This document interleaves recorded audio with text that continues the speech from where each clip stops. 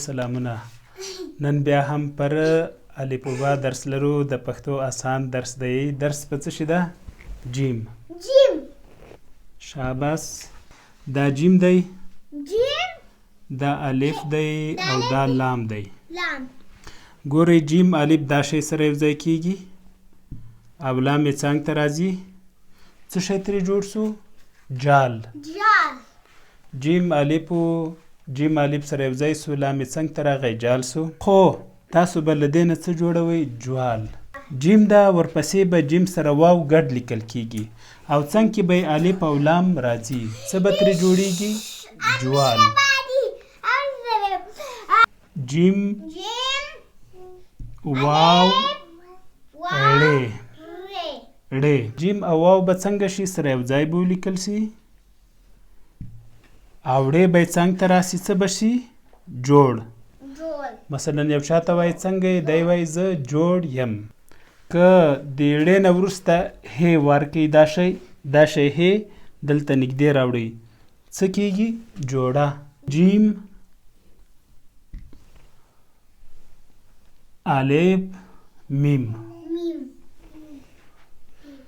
جیم الف سره یو ځای کیږي دا شی او میم ورسره څنګ کې راځي. څه شی ترې جوړ سو؟ جام. وایي ما ته په جام کې اوبه راکه، زه تږی نه یم د تا نیت معلومومه. نون وي دلته یې راوړئ، د میم په ځای څه شی سو؟ جان. راځو اوس درس په جال لرو. جال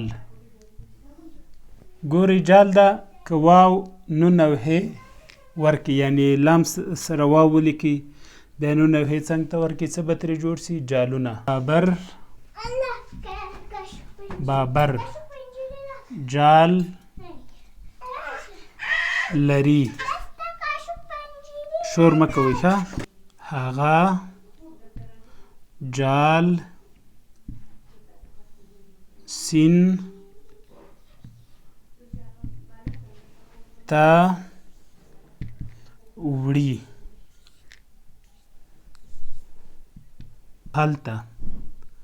هلته کبان نیسي.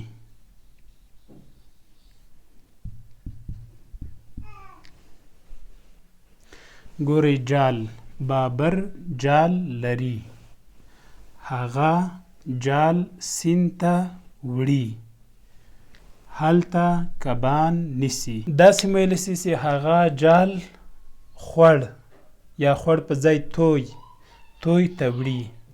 هلته کبان نیسي، کبانو په ځای څه شی ویلی سي؟ هلته کب نیسي. یا ویلی سي هغه جال سین په ځای ولیکي ځنګل ته وړي، هغه جال ځنګل ته وړي. هلته مړزان نیسي.